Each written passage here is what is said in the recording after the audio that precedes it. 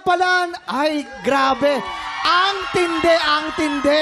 Grabe naman yun. Nakakaba kayong kasama. Kaya walang duda, kayo talaga ang inampalan. Gagaling! Eto na. Kuya Jason, may question lang ako Eto ang tanong. Ano yung pinaka-exciting part tuwing nakaupo kayo bilang inampalan? Ikaw muna. Sige, sagutin mo yan. Ako na yan, bro. Oo. Ako, pinaka-excited ako sa magiging comment ni Tito Renz. Okay. Kasi para alam ko kung anong gagayahin kong comment. Then, na-excite ako sa mga bagong boses na maririnig namin. Every time na may sasampa dyan sa entablado na yan, talagang nilulook forward namin yung bagong texture, di ba? Bagong style. Yes. Tama. Ikaw, Hana? Ako, excited talaga ako na makita ko yung mga gimmick na gagawin nila, kung ano yung mga kakaibang paglalamunan ang gagawin nila ng mga contestant natin. Yes, literal na lamunan sila. Okay, Ako Mariam? naman, yung inaabangan ko yung money note. Especially yung kung biritera yung contestant. O kaya naman, yung own version nila, kung anong gagawin nilang Tama. version sa isang kanta. Oo, yan. Ako yung money. Hindi. Yung money note kasi sa kanya. Hindi, curious ako pagka yung fifth defense na nung defending. Kasi alam ko mabigat yung pressure nun eh. So it's either mag-fold siya or mas lalong niyang itodo yung performance. Si Jessica. Si Jessica, natatawa siya sa ikaw parang comment ka. bakit? Ano po ang... Saan ka na-excite, Jessica? Okay, sa kina-excite, Jessica. Ayusin mo yan. Magagalit ako sa iyo. Ako, na-excite ako pag nakita ko si Carl.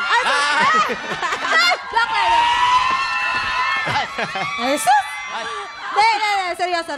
Sabi ko na kaya di ka makafocus minsan Hindi, na-excite ako pag nagtalo-talo kami kung sinong mananalo. Yan. Ayun na nga.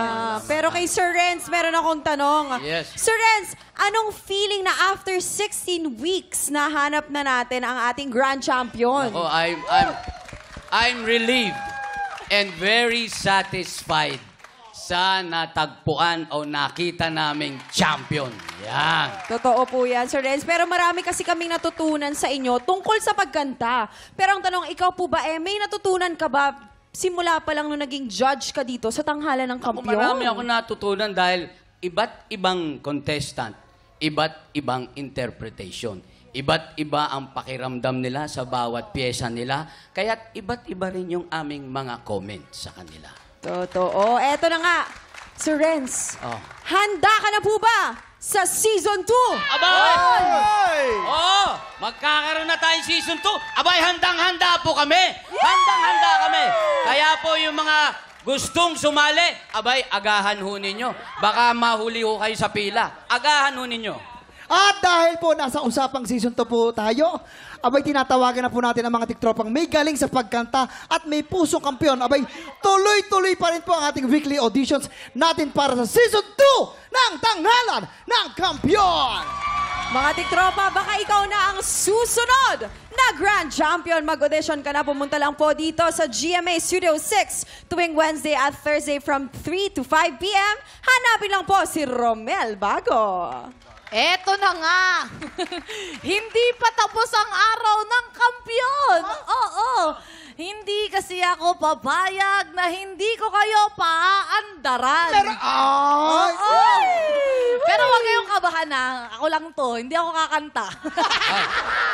Hindi, sasayaw kasi ako. Siyempre, kasama ang isang napakagwapong sparkle leading man. Siyempre ako yan. Hindi ikaw yun. Ay, sorry. Kaya tutukan nyo yan sa pagbabalik ng... TikTok Live!